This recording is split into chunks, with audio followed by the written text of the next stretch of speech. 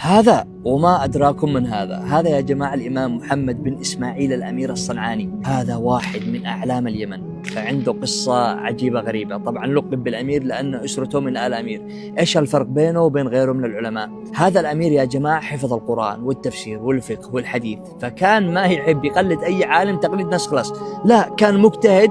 برغم أنه في زمنه كان الناس ملتزمين بالمذهب الزيدي، وكانت الزيدية في اليمن خط أحمر، فكان الوحيد اللي يتكلم ويجرؤ ويتكلم بالحق. كان يدعي لاتباع القرآن واتباع السنة، لدرجة أنه بدأ التحريض عليه، فكان بيوم من الأيام يخطب في المسجد، هجموا عليها الناس وكانوا بيسفكوا بدمه. هل بطل يتكلم بالحق؟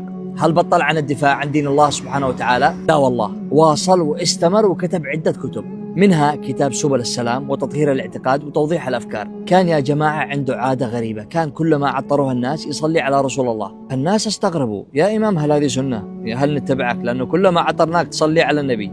هل نقلدك؟ قال لهم كلمات تكتب بماء الذهب. قال: يقولون عند الطيبة تذكر أحمد، فهل عندكم سنة فيه تؤثر؟ فقلت لهم: لا، إنما الطيبة أحمد فاذكروه، والشيء بالشيء يذكر. رحمة الله عليه. وتوفي هذا الأمير سنة 1181 للهجرة، ومات فقير ولا معه ريال، غنيا بالعلم وثابت على مبدأه.